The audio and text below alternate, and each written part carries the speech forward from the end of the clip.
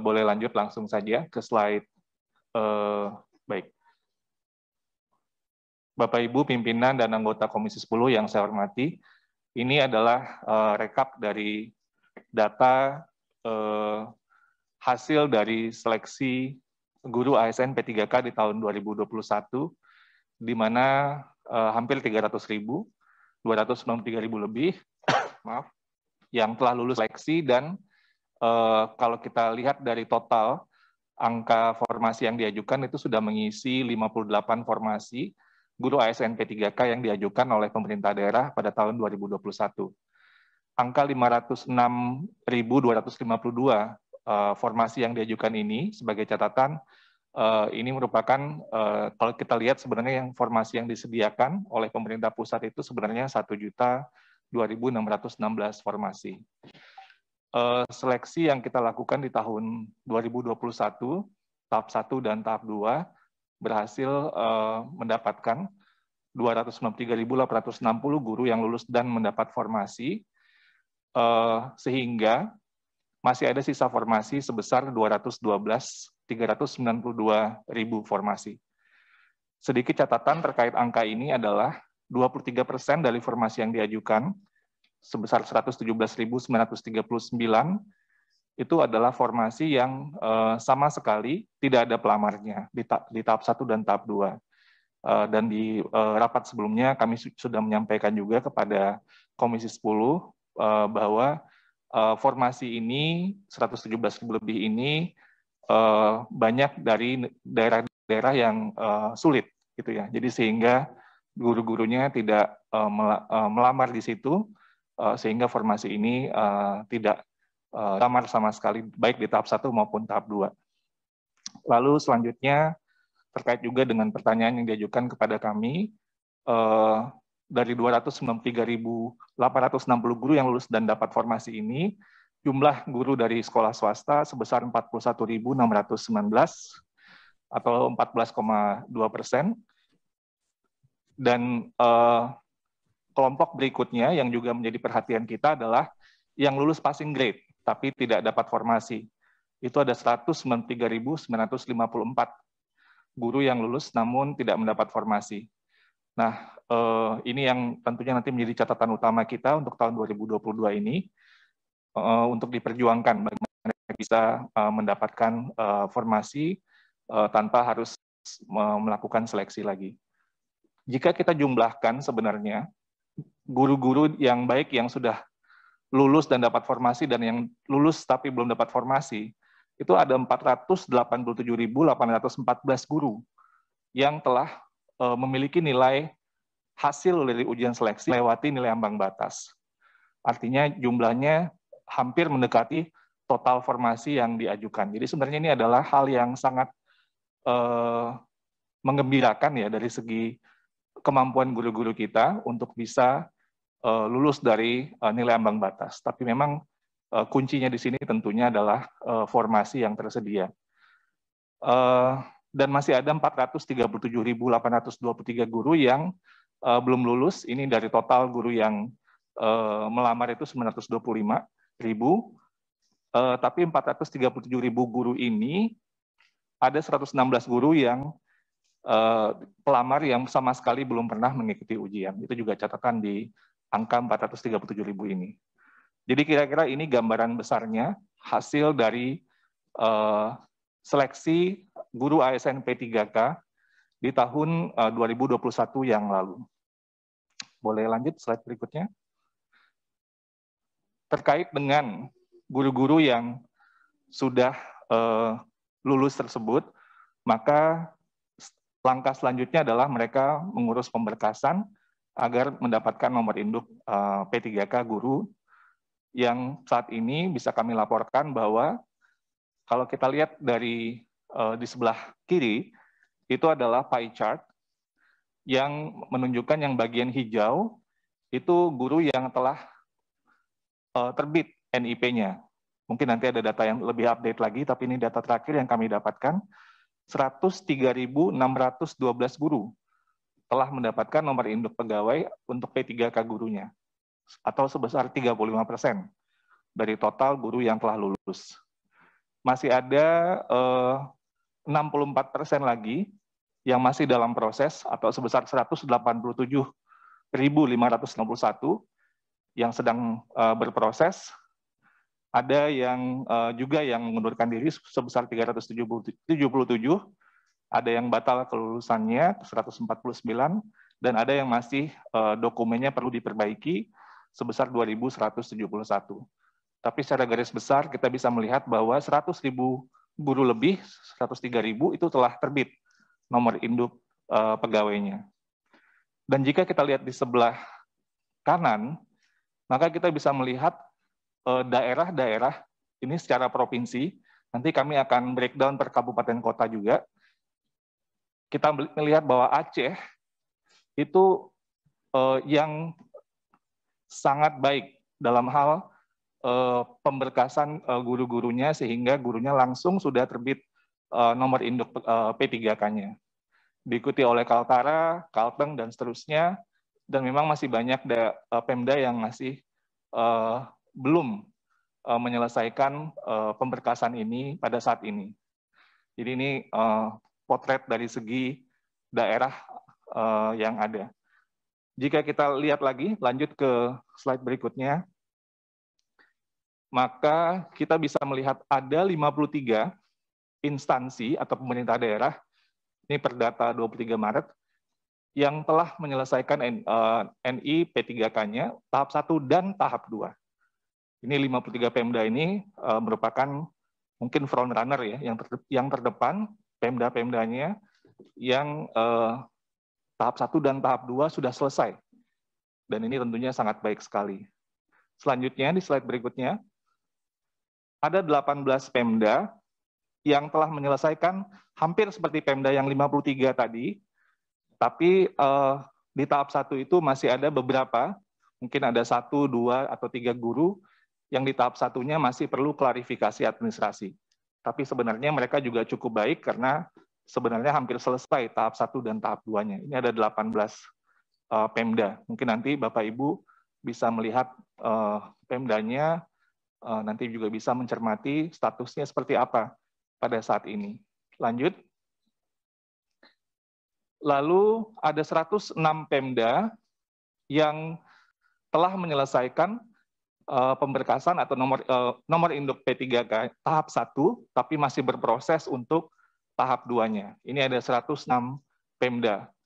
Kita juga bisa lihat datanya sampai di slide berikutnya. Dan selanjutnya,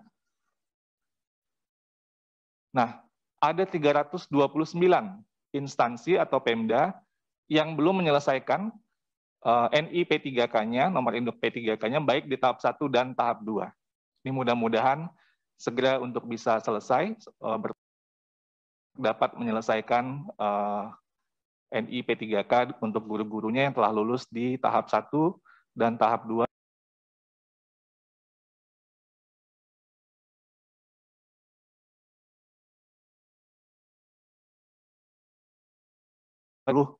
Mungkin di dapil-dapilnya atau mungkin yang lain juga bisa, sehingga nanti bisa lebih kelihatan. Lanjut. Nah, terkait dengan usulan formasi, seperti tadi yang Bu Pimpinan sampaikan di pengantar, bahwa pada saat ini sebenarnya tersedia formasi, kebutuhan formasi di tahun 2022 itu sebesar 758.018 kebutuhan formasi kita. Saat ini statusnya pemerintah daerah itu mengusulkan formasi sebanyak 131.239 atau sebesar 17,3% dari total kebutuhan formasi. Nah, formasi ini seperti juga formasi di tahun 2021 itu sudah termasuk guru agama, guru seni budaya, guru muatan lokal, bahasa daerah, kesenian, PJOK, guru kelas TK, namun memang masih belum maksimal dari total pengajuan yang sudah dilakukan. Jadi misalnya guru agama masih 16,7% dari total kebutuhan, guru seni budaya yang di dalamnya termasuk muatan lokal, bahasa daerah, dan kesenian masih 23,2%, guru PJOK masih 16,3% dari total kebutuhan, dan guru kelas TK masih sebesar 28,4% dari total kebutuhan.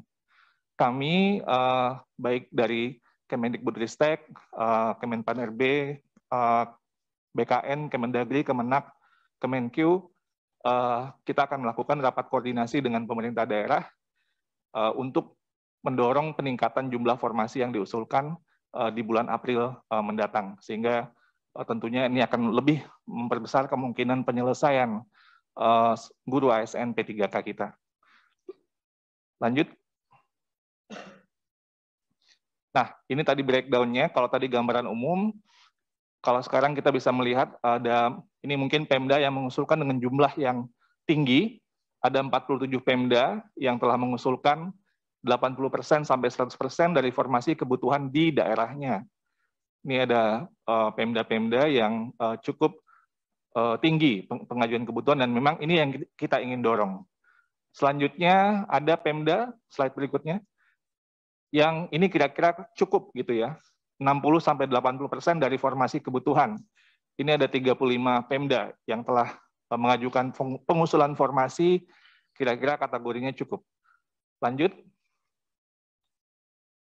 Ada Pemda, 31 Pemda yang telah mengusulkan 40-60% dari formasi kebutuhan. Ini kira-kira kalau kategorinya kurang sebenarnya dari kebutuhan yang ada. Ini ada 31 Pemda. Lanjut. Nah, ada yang mengusulkan itu kurang dari 40% dari formasi kebutuhannya. Ini ada 244 Pemda. Ini mungkin kurang sekali gitu ya, sebenarnya dari kebutuhan yang ada. Lanjut, ini mungkin agak banyak slide-nya. Terus, ya lanjut. Nah, ada 191 Pemda yang belum mengusulkan formasi sama sekali. Nanti mungkin bisa dilihat Pemda-Pemdanya. Lanjut. Jadi ini gambaran ketika kita breakdown, tadi potret secara nasional, per kabupaten kota, kira-kira begini potretnya dalam hal pengajuan formasi. Ya, lanjut slide berikutnya. Oke. Bapak Ibu pimpinan Komisi 10 beserta anggota yang saya hormati, dapat pula kami sampaikan, ini mungkin nanti dari Pak Made atau Pak Putut bisa menjelaskan lebih lanjut, tapi sebenarnya dari komunikasi baik dari Kemendagri, Kemenkyu kepada pemerintah daerah sudah beberapa kali kita lakukan, dan ada satu hal yang ingin kita highlight di sini, yaitu tentang alokasi perhitungan gaji guru P3K dalam alokasi anggaran. Di sini di tahun 2021 ini surat dari Dirjen Perimbangan Keuangan nomor S98/PK/2021 tertanggal 25 Juni 2021 kepada seluruh gubernur, bupati, dan wali kota yang menjelaskan tentang perhitungan gaji guru ASN P3K. Nah, surat ini beberapa hal yang ingin saya highlight adalah pemerintah daerah diminta untuk segera melaksanakan pengangkatan P3K sesuai dengan formasi yang ditetapkan Kemenpan RB, serta merealisasikan pembayaran gaji dan tunjangan P3K sesuai dengan ketentuan yang berlaku, dan alokasi P3K sebagaimana tercantum dalam lampiran, penganggarannya sudah ditentukan, penggunaan secara spesifik atau bersifat earmark, dan tidak dapat digunakan untuk belanja lain. Ini saya beri, saya beri contoh lampirannya di sini, di mana surat edaran dari Dirjen Perimbangan Keuangan ini sudah langsung spesifik per instansi atau per pemerintah daerah, apakah provinsi, kabupaten, atau kota media, yang berapa jumlah formasi dan berapa alokasi anggaran yang sifatnya earmark tersebut. Nah, itu sudah disampaikan di tanggal 25 Juni tahun 2021 kepada seluruh gubernur, bupati, dan wali kota. Lanjut, untuk alokasi anggaran 2022, Dirjen Perimbangan Keuangan juga telah memberikan surat edaran, ini SE Dirjen Perimbangan Keuangan, nomor S204/PK/2021 tertanggal 13 Desember 2021 kepada seluruh gubernur, bupati, wali kota tentang perhitungan anggaran P3K guru dalam alokasi DAU tahun anggaran 2022. Di mana dijelaskan di sini beberapa hal yang bisa kita highlight adalah pertama, kebutuhan gaji pokok P3K guru 2021 itu sudah dialokasikan sebanyak 14 bulan gaji, termasuk gaji tunjangan hari raya dan kebijakan gaji ke-13 dengan asumsi bahwa penggajian P3K guru dimulai sejak Januari 2022. Ini untuk guru yang lulus seleksi di tahun 2021. Sedangkan untuk guru yang nanti diikutkan pada seleksi 2022, maka kebutuhan gaji pokok guru P3K-nya itu diasumsikan sebanyak 3 bulan gaji dengan asumsi bahwa penggajian P3K guru tersebut itu dimulai di bulan Oktober 2022.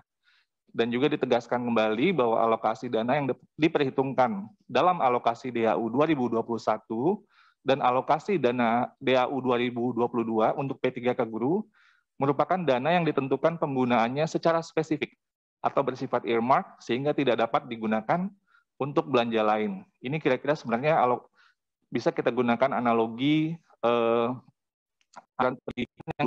dari APBN.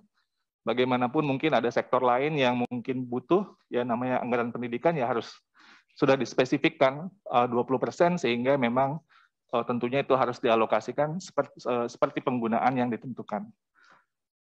Lanjut, ini contoh lampiran sama seperti tadi, SE Dirjen Perimbangan Keuangan menspesifikkan per instansi, per Pemda, sehingga bisa melihat bagaimana pengaturan anggarannya, berapa besarannya, untuk ASN P3K tersebut. Lanjut. Nah, di samping itu kita juga bisa melihat data. Ini kita melihat data dari berapa ini kalau istilahnya supply dan demand kebutuhan guru. Jadi berapa guru yang pensiun dan berapa guru yang direkrut. Jadi data yang kami punya dari 2012 sampai 2020 itu menunjukkan sebenarnya ada selisih 173.952 antara guru yang pensiun dengan guru yang direkrut. Artinya ada gap antara lebih banyak guru yang pensiun dibandingkan guru yang baru yang merekrut.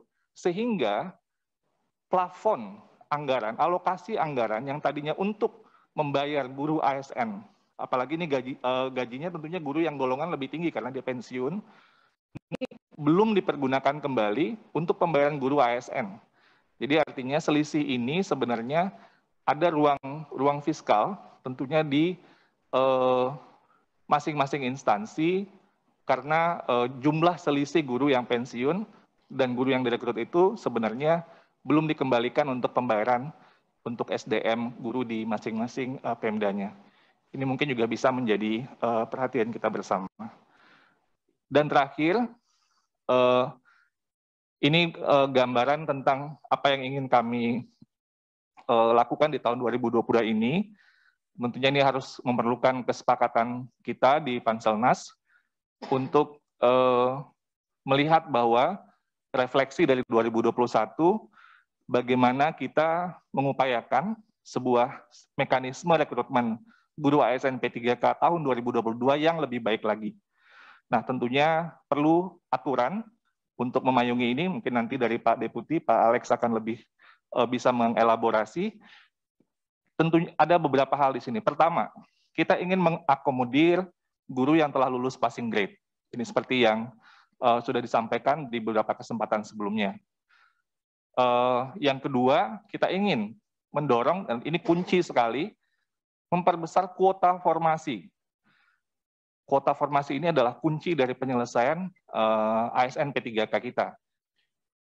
Jika Pemda mengajukan formasi secara maksimal, maka sebenarnya di tahun 2022 ini akan tersedia sebesar 970.410 formasi, yaitu gabungan dari sisa formasi 2021 sebesar 212.392 dan formasi 2022 sebesar 758.018.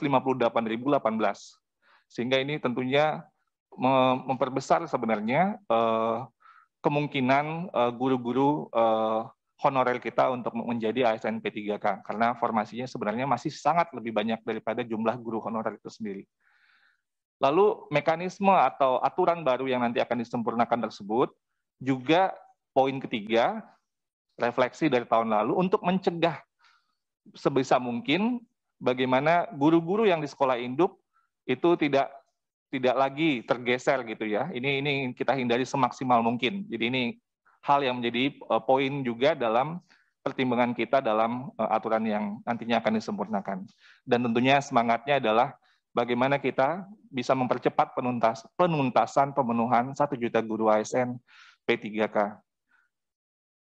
Ibu pimpinan dan para anggota Komisi 10 yang saya hormati, mungkin sekian dulu dari saya, akan dilengkapi oleh nanti dari KL yang lain.